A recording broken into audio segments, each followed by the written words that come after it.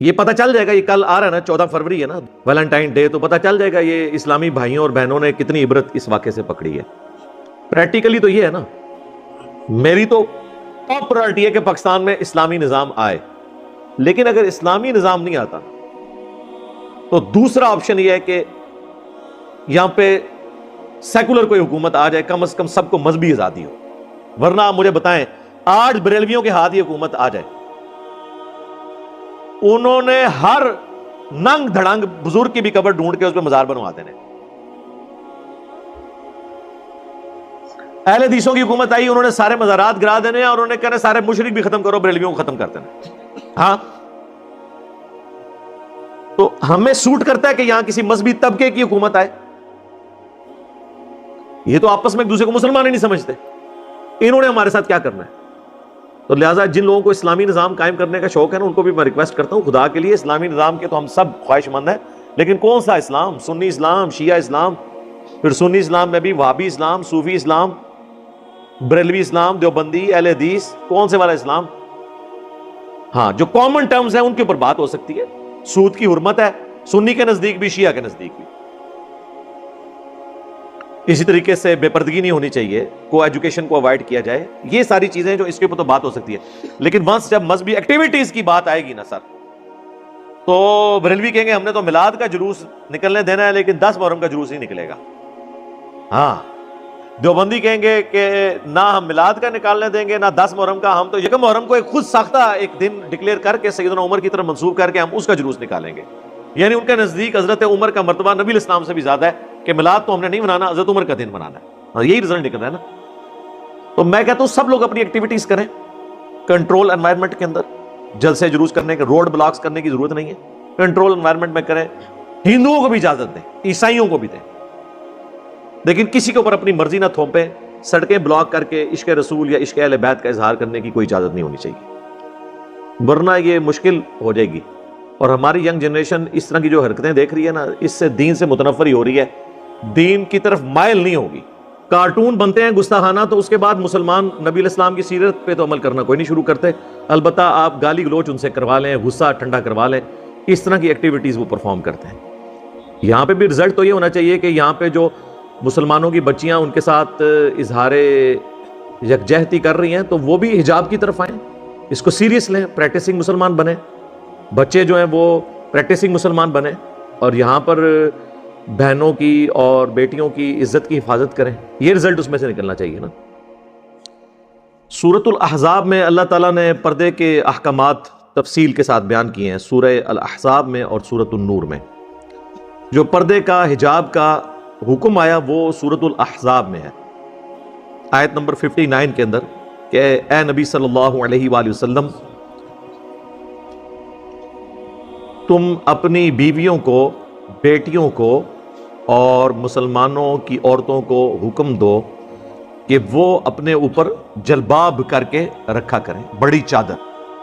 اس culture میں یہ جلباب، بڑی چادر لی جاتی تھی جب کبھی حجاب کرنا ہوتا تھا، جس کی آپ سمجھ سکتے ہیں کہ سب کانٹیننٹ میں فارم جو ہے وہ گھونگھٹ والی بڑی چادر ہو، جس سے چہرہ بھی تھوڑا بہت ڈھانپ لیا جائے، یعنی وہ کبھی چہرے کے اوپر ڈالنی پڑے تو، اب ہر وقت تو نہیں، اب مردوں میں سے اگر گزر رہی ہیں تو اس وقت وہ چہرہ ڈھانپ لیں، اور جب وہ ویسے کسی ایسے راستے پہ، ظاہر اس زمانے میں تو کوئی کیمرہ اس طرح کی چیزیں نہیں تھی تو ٹھیک ہے چہرہ ان کا کھلا ہوا ہو، لیکن جیسے ہی مردوں میں آئے تو وہ چہرہ ڈھانپ لیں۔ اس بڑی چادر کا یہ فائدہ ہوتا ہے۔ تو اس کانٹیکسٹ میں سنن ابی داؤد میں صحیح حدیث موجود ہے کہ جب یہ آیات نازل ہوئی تو صحابہ کرام، ان کی بیٹیاں، ان کی بیویاں پھر اس طرح کی آیات کو سیریس لیا کرتی تھی۔ انہوں نے فوراً جو ہے نا وہ کسی کے پاس اگر چادر نہیں تھی تو انہوں نے اپنی جو بڑی چادریں اوڑھنے والی تھیں، گھروں میں استعمال کرنے والی، وہ پھاڑ کے اس کا حجاب بنا لیا، جن سے جب مردوں کے سامنے سے گزرے تو آپ بے شک اس کو چہرے کے آگے لے آئیں، اور اس کے علاوہ بے شک الگ رکھیں، کوئی اس میں فرق نہیں ہے۔ مسئلہ جو ہے مردوں سے پردے کا ہے۔ تو حتیٰ کہ ابو داؤد کے الفاظ ہیں کہ گویا کہ ان کے سروں پر کالے سیاہ کوے پرندے بیٹھے ہوئے ہیں، یوں اس طرح انہوں نے بڑی بڑی چادریں اوڑھنا شروع کر دی۔ اچھا، یہ حدیث اس آیت کے کانٹیکسٹ میں اس بات کا ثبوت ہے کہ صحابہ کرام کس طرح فوراً رسپانس کیا کرتے تھے، صحابیات کس طرح رسپانس کرتی تھی۔ تو یہ جلباب کی ہی ایک ماڈرن فارم آج کل کا یہ کالا برقع ہے۔ کالا کلر ضروری نہیں ہے لیکن یہ پریفریبل ہے کیونکہ جلدی میلا نہیں ہوتا. ملیشیا انڈونیشیا میں آپ دیکھیں کہ عورتیں سفید کلر کا برقع استعمال کرتی ہیں. ہمارے پڑوسی ملک افغانستان کے اندر وہ آپ سمجھ لیں آسمانی کلر کا بلو یا جامنی کلر کا پرپل کلر کا وہ برقع استعمال کرتی ہیں. تو یہ اس میں کلر کی کوئی نہیں ہے. بلیک کلر پریفریبل اس لیے کہ وہ جلدی میلا نہیں ہوتا تو اس کی صفائی کا بھی بہت زیادہ اہتمام کرنے کی ضرورت نہیں پڑتی اور پردہ بھی زیادہ ہے اس میں زیادہ ہے. تو یہ برقع ماڈرن فارم ہے اس کی، بشرطے کہ وہ برقع جو ہے وہ عجیب قسم کے اس کے اوپر کوئی ایسے ڈیزائن نہ بنے ہوں کہ وہ مردوں کو اپنی طرف اٹریکٹ کر رہا ہو. سادہ برقع ہونا چاہیے، حجاب اس میں ہو، چہرہ ڈھانپا جائے. بعض لوگ ابو داؤد کی ایک حدیث سے سہارا لیتے ہیں جو مشکات میں بھی ہے، وہ کہ نبی علیہ السلام نے فرمایا کہ عورت جب بالغہ ہو جائے تو وہ اپنے چہرے کی ٹکیا کو کھول سکتی ہے، اپنے سر کا جو ہے وہ پردہ کرے، یعنی پورا حجاب بالوں کے اوپر لے. تو اس حدیث کے ساتھ ہی امام ابو داؤد نے لکھا ہے کہ حدیث مرسل ہے، یعنی اس کا واسطہ چھوٹا ہوا ہے. اس کے علاوہ جو سند ہے ٹوٹی پجی، اس میں بھی تدلیس کا ایشو ہے، اس میں بھی ضعیف راوی ہیں. اسی لیے شیخ زبیر صاحب نے جب یہ حدیث مشکات میں آتی ہے ابو داؤد کے حوالے سے تو اس میں انہوں نے نیچے کمنٹس کیے ہیں کہ یہ روایت تو ظلمات میں ڈوبی ہوئی ہے. اسی کو لے کے ڈاکٹر ذاکر نائک نے بھی یہ بات کی اور مسلمان عورتوں کو کھلی چھٹی دے دی کہ ٹھیک ہے جی آپ چہرہ کھلا بھی رکھ سکتے ہیں، بس صرف بالوں کو ڈھانپ لیں. یہ اسلام کا مزاج ہی نہیں ہے. اسلام کا مزاج یہ ہے کہ آپ نے حجاب کرنا ہے جس کی وجہ سے آپ مردوں کے شر سے بچ سکیں. تو چہرہ ہی تو سب سے اٹریکٹیو چیز ہے. کہتے ہیں جی زینت نہیں ہے، وہ زینت چھپانے کا کہا گیا. جب یہ لوگ رشتہ پسند کرتے ہیں اس وقت چہرے کی طرف جاتے ہیں اور آگے پیچھے جو ہے پھر اور باتیں کرتے ہیں. جب ہم انہیں سورۃ النور کی آیت پیش کرتے ہیں کہ اللہ کا مزاج کیا ہے کہ عورت کے زیور کی چھنکار بھی باہر نہ سنائی دے، اس کی زینت کی چیز. وہ کہتے ہیں جی وہ زیور کی چھنکار نہیں چہرہ کھول سکتی ہے. تو کیا یہ آپ کی عقل مانتی ہے کہ وہ اللہ جو ایک عورت کے زیور کی چھنکار کو بھی گھر سے باہر نکلنے کو حرام قرار دے رہا ہے اور حیا کے منافی قرار دے رہا ہے، وہ چہرہ کھولنے کی اجازت دے گا؟ لاجیکلی اس چیز کو سمجھنے کی کوشش کرنی چاہیے. اب یہ غامدی صاحب کو جب یہ باتیں ہم بتاتے ہیں وہ کہتے ہیں نہیں جی امہات المومنین کے لیے پردہ ہے، عام عورتوں کے لیے نہیں ہے. تو سورۃ الاحزاب میں تو اللہ تعالیٰ نے امہات المومنین کا ذکر کیا. اے نبی اپنی بیویوں سے، اپنی بیٹیوں سے اور مسلمانوں کی عورتوں سے کہو. دوسری بات، اس امت کے لیے رول ماڈل امہات المومنین رضی اللہ عنہن اور سیدہ فاطمۃ الزہرا رضی اللہ تعالی عنہا وسلام اللہ علیہا ہوں گی یا کوئی اور ہوگا؟ وہی ہوں گی. تو حجاب کرنے میں شرم و حیا محسوس ہوتی تھی، ان کے لیے اب بڑا آسان ذریعہ ہے کہ وہ میڈیکل ماسک یوز کر لیں. اور میں یہ بتاؤں آپ کو یہ دوسرے حجاب سے بھی بہتر ہے اس حوالے سے کہ یہ ڈھیلا نہیں ہوتا. ایک بار آپ کانوں کے سائز پہ چڑھا لیں، دیٹس آل. اور یہ وہ حجاب ہے جو آپ سے گورا بھی نہیں اتروا سکتا. جہاں پہ حجاب پہ پابندی بھی ہوگی وہ نہیں اتروا سکتے. یہ تو آپ کا ایک ایشو ہے نا. اور میڈیکل ماسک بھی بلیک کلر میں بھی آئے ہوئے ہیں، بلو کلر میں، آپ جو مرضی استعمال کریں. کپڑے کا ماسک استعمال کریں.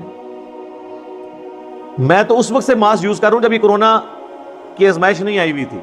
سردیوں میں آپ موٹر بائک پہ ٹھنڈی ہوا گلے میں جاتی ہے، گلا خراب، ڈسٹ اتنی، تو میں تو بڑا کمفرٹیبل ہوں. اب تو میری زندگی کا حصہ بن گیا. بالکل مجھے بعض اوقات جس طرح وہ عورتیں ان کو نکلتے وقت وہ اپنے اس کا ماسک کا اہتمام کرتی ہیں نا، تو میں تو باقاعدہ اس چیز کا اہتمام کرتا ہوں. میں اس کے ساتھ بڑا کمفرٹیبل فیل کر رہا ہوں. تو جن عورتوں کو شرم و حیا آتی ہے نا تو ان کے لیے یہ اللہ تعالیٰ نے ان کو ایک اسکیپ روٹ دے دیا ہے، وہ اس کے ذریعے کریں. اور اس پہ ٹینشن لینے کی بھی ضرورت نہیں، ثواب آپ کو تب بھی ملے گا انشاءاللہ تعالیٰ. یہ ظاہر اللہ تعالیٰ نے حکمت سجائی ہے کہ میں نے آپ کے سامنے ایک بات رکھ دی ہے. قرآن حکیم اپنے احکامات کے اندر بالکل واضح ہے. اس قدر سختی ہے کہ مؤمن مردوں کو حکم دو، سورۃ النور میں آیا، پہلے مردوں کو حکم آیا کہ اپنی نگاہوں کو نیچی رکھیں اور اپنی شرمگاہوں کی حفاظت کریں. اور پھر مومنات عورتوں سے بھی کہو کہ وہ اپنی نگاہوں کو نیچا رکھیں اور اپنی شرمگاہوں کی حفاظت کریں. تو قرآن حکیم تو اپنے عقائد و نظریات کے اندر بڑا واضح ہے. اور اللہ کے محبوب صلی اللہ علیہ وآلہ وسلم نے اس میں کس لیول کی سختی فرمائی ہے. آپ صلی اللہ علیہ وآلہ وسلم سے اچانک اٹھ جانے والی نگاہ کے بارے میں پوچھا گیا، صحیح مسلم میں حدیث ہے، تو آپ نے فرمایا کہ مجھے میرے رب نے یہ حکم دیا ہے کہ اگر میری اچانک نظر پڑ جائے غیر محرم پہ تو میں فوراً اسے ہٹا لوں۔ ایک کنسنٹریشن کے ساتھ دیکھنا غیر محرم کو، یہ حرام ہے، اور اس کے لیے یہ شرط نہیں ہے کہ اس کا چہرہ کھلا ہے یا نہیں کھلا، چاہے وہ پردے میں بھی ہے، مرد اسے دیکھ نہیں سکتا، ظاہر ہے وہ بری نیت سے ہی دیکھ رہا ہوگا نا۔ تو میرے رب نے مجھے حکم دیا کہ میں فوراً نگاہ ہٹا دوں۔ اسی کی وہ انٹرپریٹیشن کی جاتی ہے نا جی، پہلی نگاہ معاف ہے۔ پہلی نگاہ سے مراد قطعاً یہ نہیں ہے کہ کوئی شخص نگاہ ڈالنے کے بعد کہ جی ڈالی، جب تک پلک نہ جھپکوں گھر تک چھوڑ کے آؤں، نعوذ باللہ، نہیں، پہلے سے مراد ہے کہ آپ کو آئیڈیا ہو، چاہے آپ کی نظر پڑی یا نہیں پڑی، آپ نے اپنی نگاہ کو پیچھے رکھنا۔ اور ظاہر ہے یہ مشکل کام ہے، خصوصاً جو لوگ کاروبار کے ساتھ منسلک ہیں تو انہوں نے اپنی نگاہوں کی تو حفاظت کرنی ہے جی، وہ اب اپنے معاملات کو خود دیکھیں احتیاط کے ساتھ۔ جامع ترمذی میں حدیث ہے کہ جہاں دو اجنبی مرد و عورت اکٹھے ہوں، تیسرا شیطان ہوتا ہے۔ بولے بھائی اور منہ بولی بہنیں، اور عجیب تماشا لگا ہوا ہوتا ہے۔ اور کالجز میں اور یونیورسٹیز میں جس طریقے سے ایک فرینکنس والا ماحول کر دیتے ہیں کو ایجوکیشن کے اندر، آخری درجے تک کو ایجوکیشن تو اوائڈ کرنی چاہیے، لیکن اگر کہیں بہت مجبوری ہے، کم از کم اختلاط نہیں ہونا چاہیے، آخری درجے تک بچنے کی کوشش کریں۔ لیکن یہاں تو ٹیچرز جو ہیں وہ بری نگاہیں رکھے ہوتے ہیں، اسٹوڈنٹس کو تو آپ چھوڑ دیں، اتنے برے حالات ہیں، چاہے وہ کالجز کے ہوں یا علماء کرام ہوں مدارس کے، ان کی تو ویڈیوز بھی آ چکی ہیں ثبوت کے طور پہ۔ تو اللہ تعالیٰ ان کے شر سے مسلمانوں کو بچائے اور انہیں بھی ہدایت دے اور مسلمانوں کو بھی ہدایت دے، آمین۔ ایک اور حدیث ہے المعجم الکبیر طبرانی کے اندر، اور سلسلہ احادیث صحیحہ میں شیخ البانی نے نقل کی ہے کہ اللہ کے محبوب صلی اللہ علیہ وآلہ وسلم نے فرمایا، کوئی شخص کسی غیر محرم کو ہاتھ لگائے، صرف ہاتھ لگائے، اس سے بہتر ہے کہ اس کے سر میں لوہے کی کیل ٹھونک دی جائے۔ اس کا عذاب جو ہے وہ کم ہے کیل ٹھونکنے کا، لیکن اس کا جو عذاب ہے وہ اس سے بڑھ کر ہونے والا ہے۔ اور سیریس ان چیزوں کو لے کے اپنے کردار کے اندر اصلاح پیدا کرنی چاہیے۔ اس طرح کے جو واقعات ہوتے ہیں، اس کے بعد اس میں سے کچھ نکالنا بھی چاہیے۔ صرف چیخ لینے سے کچھ نہیں ہوگا کہ جی بڑا ظلم ہو گیا، یہ ہو گیا، ہم یہاں پہ کیا کر رہے ہیں کہ کل پتہ چل جائے گا۔ ویلنٹائن ڈے کے اوپر آپ دیکھ لیں گے مسلمانوں کی حرکتیں۔ تو جب آپ خود اس قسم کی ایکٹیویٹیز پرفارم کر رہے ہیں تو آپ غیر مسلموں سے کیا توقع کریں گے کہ وہ مسلمانوں کی بچیوں کو، بیٹیوں کو، بہنوں کو عزت دیں گے؟ ناٹ ایٹ آل، کبھی بھی نہیں دیں گے۔ تو ہمیں سب سے پہلے تو اپنے گھر کی صفائی کرنی چاہیے نا جی، پھر دوسروں کو گلا اور شکوہ کرنا چاہیے۔ سوشل میڈیا کے اوپر بھی اس حوالے سے نظر رکھیں۔ سوشل میڈیا پازیٹیو چیز بھی ہے، ہماری دعوت کا تو مین سورس ہی سوشل میڈیا ہے، لیکن اس میں جو نیگیٹو چیزیں ہیں ان کو بھی اوائڈ کرنے کی ضرورت ہے۔ اس کے اوپر تو حکومتی لیول کے اوپر جو پاکستان ٹیلی کمیونیکیشن اتھارٹی بنی ہوئی ہے اس کو چیک رکھنا چاہیے کہ اس طرح کی پورن ویب سائٹس یا ویڈیوز انہیں بین کیا جائے تاکہ مسلمانوں کو فتنے سے بچایا جائے۔ بہرحال اللہ تعالیٰ انڈیا کے جو مسلمان ہیں ان کے لیے آسانی والا معاملہ کرے، خصوص بالخصوص جو کشمیر کے مسلمان ہیں انڈیا میں، اور بھی پوری دنیا کے اندر جہاں پہ مسلمان پس رہے ہیں ہم ان کے لیے دعا کرتے ہیں۔ چائنا میں، عراق میں، افغانستان کے اندر، فلسطین کے اندر، اللہ تعالیٰ ان کی عزت، آبرو، جان اور مال کی حفاظت فرمائے، اور اللہ تعالیٰ ہمیں اپنی موت سے پہلے قبر و آخرت کی تیاری کرنے کی توفیق عطا فرمائے۔